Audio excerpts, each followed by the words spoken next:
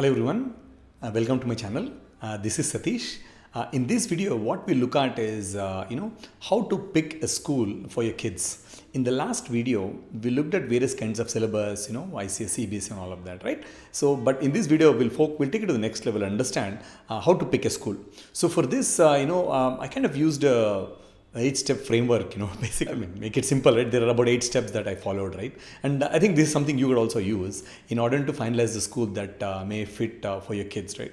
So the first as you can see, these are the 8 steps. So let's start one. So the first one is prioritizing what is important for you and how you want the kids to be raised.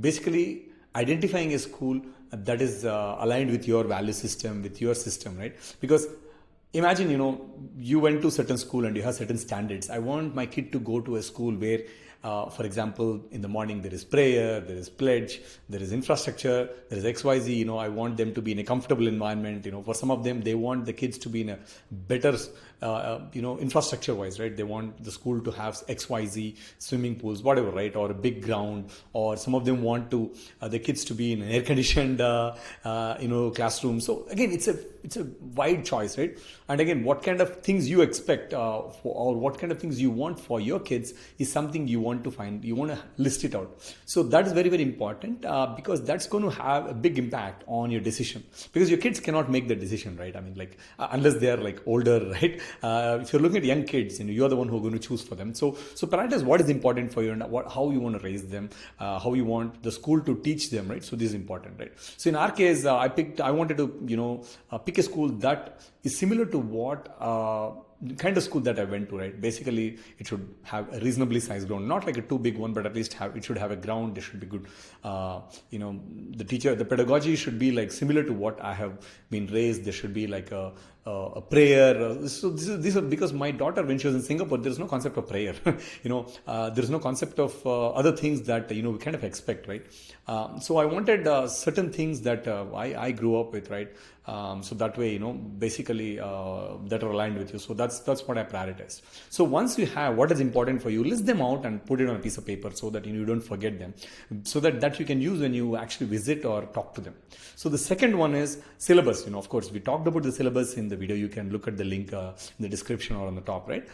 So pick the syllabus, right? That's very important, right? So once you made a decision on either CBSE, ICSE, IGCSE, or IB, or state, right? Once you have that, then this is going to be your, first checklist to list out the schools. So the step number 3, after you have picked the syllabus and what is important for you, next is to list out all the schools that offer that syllabus and that are, good in your city. So before you, knock out some of them, right? But just create a list, right? Again, this is, not a straightforward process, right? Everything depends, right? So you can search online and create a list. You can talk to a bunch of people and create a list. So I talked to at least 10 to 15 people to come up a list of schools that they suggest. I kind of looked at what somebody said and try to align with them, right? So basically some online research, some reviews, may or may not be accurate, but again, we have to come up with something, right? You can't just evaluate. You're not the evaluator per se, right? So once you have the list, right, then the next step, which is step number 4, is then identify which is closer to you, right? Because, you might have picked the place where you will live when you move to India, right? So it is important for you to have a school that is within a proximity of 3 to 5 kilometers, so that they can be in school in 40 minutes or 45 minutes at the maximum in a bus, right? Or if you can drop, ideally it should be 10 minutes commute, but if the worst case scenario is 30 to 40 minutes of commute, not more than that, right? So that is the kind of so once you have the list, then you try to filter it down based on the proximity. And now once you have this list, right, the next step is step number 5, is to basically reach out to these top 5 schools in, once you picked, closer to where you're going to live, 5 to 6 schools, and then reach out to them, set up an appointment, call them, and understand, right? Basically, if they'll allow visits. Some schools are very hell-bent, they will not allow. One of the schools that I reached out, they said, oh, you have to take a test, that's it, and we won't let you in visit. I'm like, seriously? but that's the kind of, some schools have that, where they're very rigid. But anyway, in fact, I didn't put my kid in that school. But, again, it's it's a policy, they're one of the best schools here, right? But it doesn't matter, right? You ideally, you want to visit them. So this is what has happened, right? So we basically, I'll come to this, right? We basically picked the school when we were in Singapore, and then, we paid the fees also, the admission fee and all of that. Then when we came, then it was completely different. So again, you have to really visit the school to be able to see if you like them or not, right? So visiting the schools is one of the key important things. Go visit the school, if possible, talk to the principal, understand how they do things, look at the infrastructure. Because when we visited this particular school that I talked about, right, it's kind of, I felt claustrophobic. It was fantastic infrastructure if you look at it. They try to do everything, but somehow I felt claustrophobic and I wanted a fresh air, in the school for the kids. I have some trees. I mean, typically the kind of school that kind of I grew up, right, which feels like a school. So I had my preferences, and in fact my wife was aligned with that as well. So we basically foregone about, I think it was 50,000 or 45,000 rupees that we paid as donation, or whatever that token advance, we lost that money, but they didn't return it also. So this is what, when you visit a school, it actually changes the whole equation. You have to feel good about it, right? So that's why visiting is important, and talking to them, understanding them, how they conduct. So that gives you an understanding of what are the extracurricular activities, core curricular activities, and then, whatever they do, right? So that way you get a good sense of it. So once you have that school visited, then prioritize, like basically list them, right? Which one you like the most, and then once you have that final list, then the next step number 6 is to find out references who are actually in that school. When I say references, you want to talk to a parent who is in that school, or a student who is studying in that school, who can actually give a candid feedback, or somebody who has studied and left that school also. So this is important because they can tell you the ground reality, right? What is out there. This is going to be hard, but if you can get it, nothing like it, So in my case, what happened was my second cousin's kids study there. And after I started inquiring, my friend's kids study there. So it really was much easier for me to come to a decision, because there were a lot of data points that I could actually validate, and I was happy with that decision, right? So if you can get real references rather than reading something online, that is when you make the decision. So the next step after you validate that is 7th, look at the fees, right?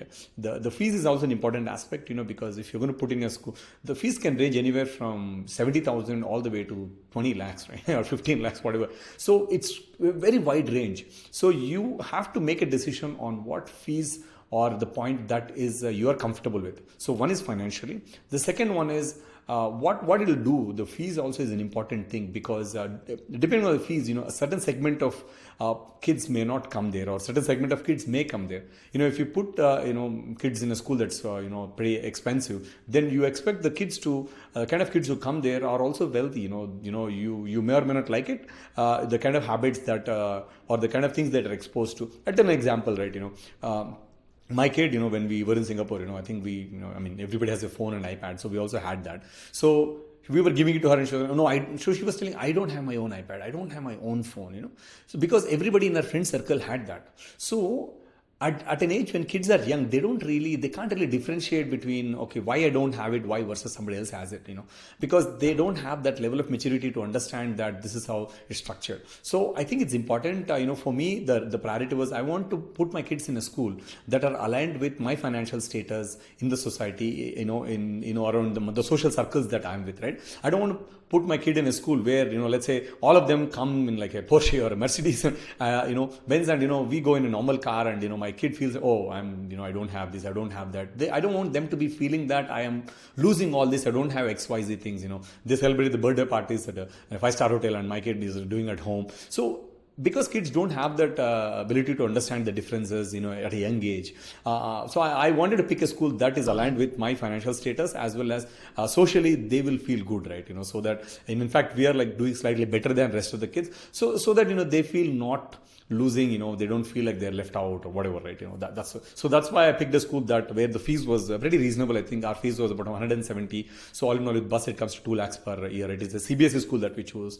And all of these references helped me to finalize that school. So the last one, once you have this laid out, then the next step comes in, each school has a requirement, right? Like basically to finalize the school, you need to take some tests. Some of them have a process. You need to follow the process. So this process, can take, you have to start almost like, let's say admission in June, you need to start like before October, November sometimes, sometimes some schools. So we had to start in October, November for the next academic year to be able to take the test. Some of them have tests, some of them have in person, some of them have like you have to do multiple things, right? So you figure out that, stick to the deadline, and then once you have the admission, then all of them will push for you to pay the fees. So my suggestion is, once you have that and once you got the school you want, go visit them and then validate it, and then only go and find the fees.